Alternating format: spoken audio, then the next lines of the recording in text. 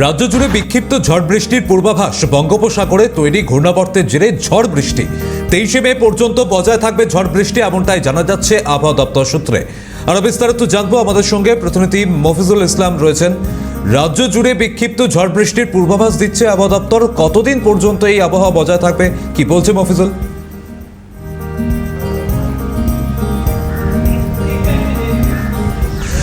তার সবথেকে বেশি প্রভাব পড়বে উত্তরবঙ্গের ক্ষেত্রে। পাহাড়ি অঞ্চলের পাশাপাশি উত্তরবঙ্গের জেলাগুলোতে ভারী থেকে অতি ভারী পর্যন্ত বৃষ্টি হতে পারে এবং সেখানে দমকা হাওয়া বইতে পারে 40 থেকে 50 কিলোমিটার প্রতি ঘন্টায়, এমনটাই গতিবেগে সেখানে ঝোড়ো হাওয়া বইবে। আলিপুর আবহাওয়া দপ্তর এমনটাই বলছে।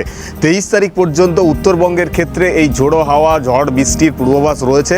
বিশেষ করে বঙ্গোপসাগরে তৈরি হওয়া ঘূর্ণাবর্ত এবং একটি অক্ষরেখা যেটা উত্তরবঙ্গের ওপর দিয়ে গিয়েছে, তার প্রভাবেই কিন্তু উত্তরবঙ্গে এই ঝড় বৃষ্টির প্রভাব মানে অনেকটাই বেশি থাকবে। আলিপুর আবহাওয়া দপ্তর তেমনটাই জানাচ্ছে।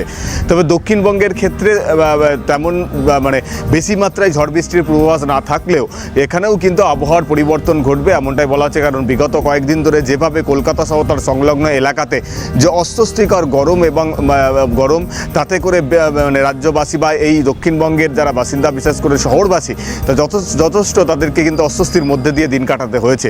তার কিছুটা অবস্থার পরিবর্তন ঘটতে পারে সন্ধ্যের পর থেকে। এখানেও কিন্তু হালকা ঝড় বৃষ্টির পূর্বাভাস রয়েছে। 30 থেকে 40 কিলোমিটার গতিবেগে সন্ধ্যের পর থেকে ঝড় বৃষ্টি হতে পারে এবং তার ঝড় হতে পারে এবং তার সঙ্গে সামান্য বৃষ্টিপাত হতে পারে বিক্ষিপ্তভাবে।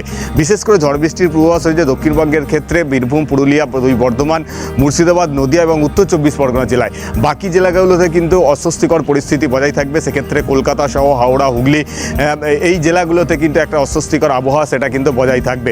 এটা বিগত দুদিন পর থেকে আবার আবহাওয়ার পরিবর্তন ঘটবে এবং যেটা আলিপুর আবহাওয়া দপ্তর বা আবহাওয়াবিদরা বলছেন, এ রাজ্যে বর্ষা প্রবেশ করতে পারে জুন মাসের প্রথম সপ্তাহে। তার আগেই কিন্তু এই অস্বস্তিকর পরিস্থিতি যেটা বিগত আগামী কয়েকদিন বজায় থাকতে পারে দক্ষিণবঙ্গের কয়েকটি জেলার ক্ষেত্রে। কিন্তু উত্তরবঙ্গের ক্ষেত্রে আবহাওয়া কিন্তু ভিন্নরূপ থাকবে।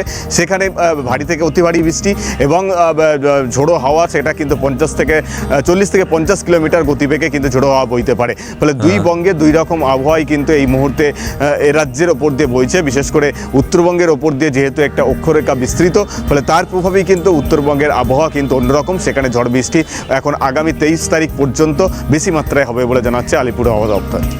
বেশ, পরবর্তীতে নজর থাকবে। মফিজুল, আপাতত ধন্যবাদ জানাচ্ছি।